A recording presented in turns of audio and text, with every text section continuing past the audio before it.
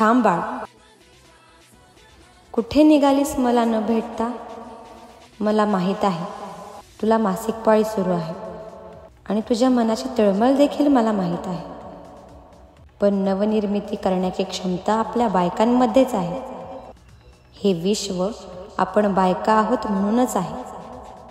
मग तू या मासिक पाळीमध्ये अपवित्र कशी?